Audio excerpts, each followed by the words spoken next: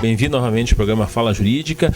Hoje nós vamos retomar a entrevista com a doutora Fernanda Brode, advogada especialista em direito de trabalho e relações empregado-empregador e uma profunda conhecedora de casos, assim, pode ser científicos jurídicos que podem nos auxiliar, pelo menos no trato na relação de empregados, suas dificuldades, empregadores, suas dificuldades. Doutora, bem-vindo novamente ao nosso programa. Nós começamos semana passada falando sobre a questão de dificuldades, especialmente de como o empregador tem que se munir e como o empregado tem que se munir para estar dentro do emprego. E foi muito esclarecedor as suas colocações. Só que eu volto com um ponto que até que nós falamos semana passada nos bastidores sobre a questão das horas extras que ocorre muito em Lajeado. Eu me lembro muito Lajeado no final de ano, no fim de ano, às vésperas de Natal ou Páscoa, existe um comércio efervescente.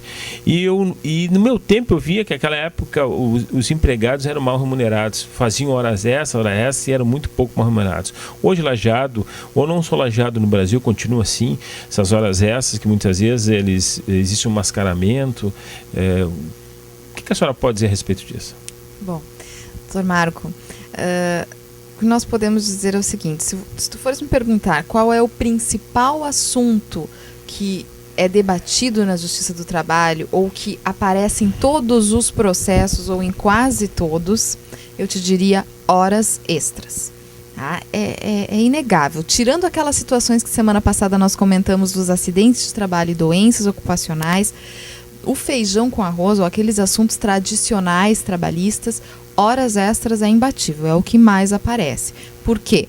Porque é o que mais acontece. Então, na região, em Lajeado e no Brasil, se faz muitas horas extraordinárias. O Brasil, eu diria o seguinte: nós temos o costume de fazer horas extras habituais. Perguntaria assim, o que é uma coisa extraordinária? Uma coisa que acontece de vez em quando, né? Não é algo que não é ordinário. Claro. Só que no Brasil se faz horas extraordinárias que a legislação criou para aquelas situações de força maior, de necessidade imperiosa, e se faz isso de forma habitual. Então as pessoas habitualmente trabalham além do limite legal. E isso gera uma série de problemas. Que problemas? Primeiro, que sobrecarrega o organismo das pessoas, dos trabalhadores. Se existe um limite legal diário para se trabalhar, esse limite não é um número cabalístico. Esse limite está ali porque foram feitos estudos e se chegou à conclusão de que as pessoas precisam trabalhar um máximo de horas e depois elas precisam descansar. Então, se você submete um organismo humano a um excesso de jornadas, com o passar do tempo, a tendência, a probabilidade de ele ficar doente é grande. E aí, de novo, aquilo que nós falamos semana passada, vai sobrecarregar o empregador, que vai ter que indenizar se surgir uma doença ocupacional aí, ou um acidente, vai sobrecarregar o poder público, porque esse trabalhador vai buscar socorro lá no INSS e vai buscar socorro no Sistema Único de Saúde. Então, essa é uma preocupação que não é só de empregado e empregador, ela é um problema de repercussões nacionais, digamos assim. E sim, acontece na região, acontece assim como acontece em todo o Brasil. Mas, doutora, a hora extra eu diria assim, que é um pacto do direito do trabalho. Vou dar uma visão de leigo, tá? Certo. Eu cumpro porque eu quero ou eu cumpro porque o trabalhador exige? A hora extra. Porque o que eu vejo assim é aquele tal do cumprimento. Vê se me dá uma força aí, e na verdade é um cumprimento, é uma determinação tácita e que o empregado se vê na obrigação de fazer essa hora extra. E isso não é, se ele quiser, ele não quer fazer, se ele quiser, não faz. É assim mais ou menos a coisa? Tipo assim, eu faço hora extra, a princípio eu faço hora extra porque eu quero, ou não? Ou existe uma convenção do empregador que obriga a fazer hora extra? A lei fala que as horas extraordinárias são para essas situações que eu mencionei, de necessidade, de força maior, mas o empregador pode alegar que estamos em um período de necessidade, um período de grande produção. Para algumas áreas, como comércio, isso é naquelas datas que você mencionou antes, Páscoa, Natal, Dia das Mães. Para outras áreas são outros períodos, para a indústria, por exemplo, outros períodos. Muitas observam a safra, né? Então, esses momentos, eles se diferenciam. O empregado é compelido a cumprir, sim, porque ele está numa posição de subordinação, né? Então ele até pode dizer, eu não gostaria de trabalhar todos os sábados, né? E ainda trabalhar a mais durante a semana. Mas ele está numa posição que, se ele discutir muito, ele pode perder o emprego. Então as pessoas se submetem. Nisso que eu queria saber. Né? E isso faz com que essa demanda, discutindo o pagamento de hora extraordinária e as suas consequências, seja bem grande. Por que eu falo no pagamento? Porque a legislação ela prevê alguns mecanismos que muitos empregadores usam. O chamado banco de horas, por exemplo. O que é o banco de horas? O trabalhador faz uma jornada além das 8 horas diárias, que é o limite geral, vamos dizer assim. Algumas categorias têm jornadas menores.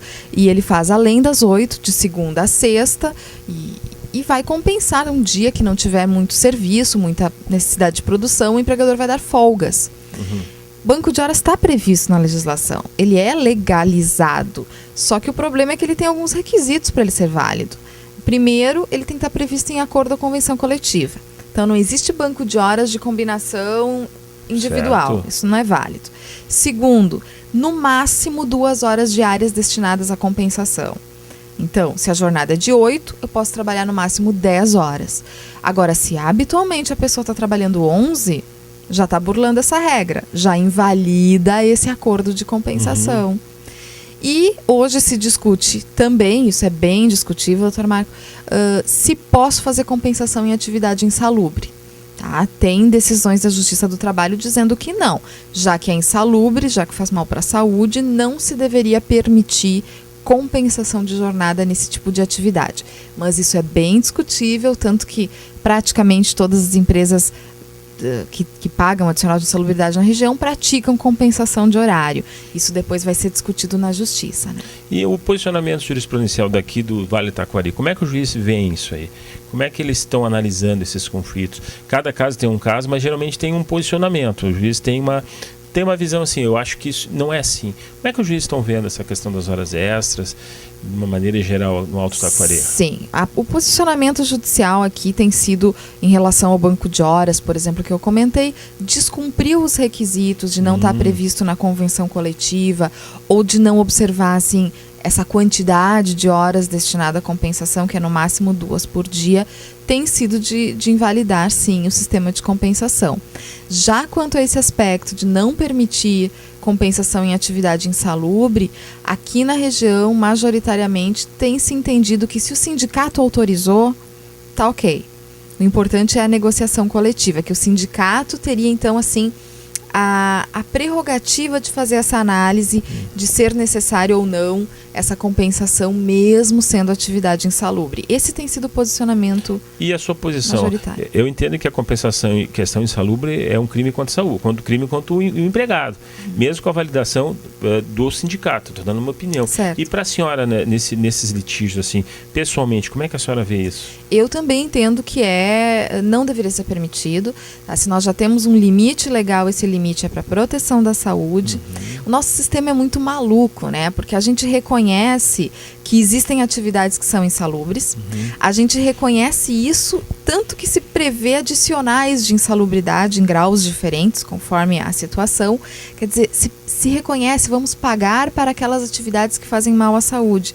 E lá na frente, se permite que a pessoa, inclusive, se aposente antes, porque se reconhece que o organismo dela gastou tanto com essa situação, que então agora ela vai se aposentar. Então isso é muito maluco, porque a gente reconhece ambíguo, a situação. Parece.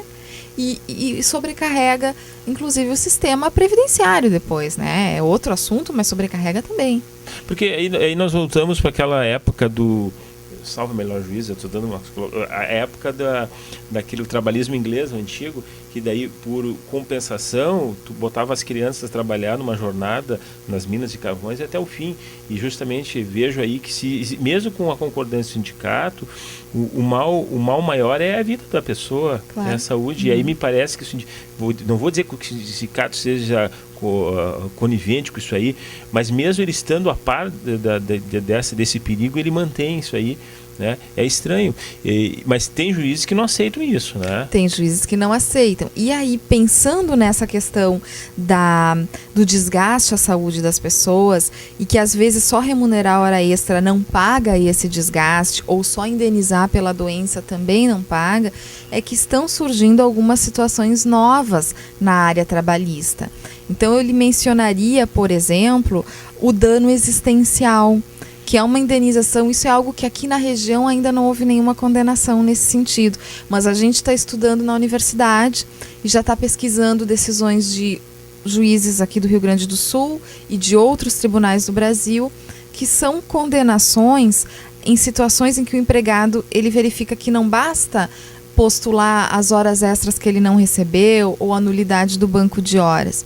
Quando ele chega a extremos que beiram, veja bem, são situações bem específicas, não estou generalizando, mas que beiram aquela revolução industrial, a situação da revolução industrial de extremo desgaste físico por causa do trabalho, se ele consegue provar que ele perdeu muito tempo de vida, de estar com a sua família, de estar em momentos importantes, os 15 anos da filha, a primeira comunhão do filho, por causa do trabalho, que ele não conseguia momentos para viver, ele pode pedir um dano existencial. É uma indenização por afetar o projeto de vida das pessoas. Isso é muito novo, doutor Marco, mas eu acho que é importante falar, porque está sendo pesquisado e já tem decisões no Rio Grande do Sul e em outros estados do país nesse sentido. Quer dizer, o nosso sistema é maluco, o nosso sistema prevê possibilidades de indenização, mas às vezes elas não são suficientes para compensar a extensão do dano.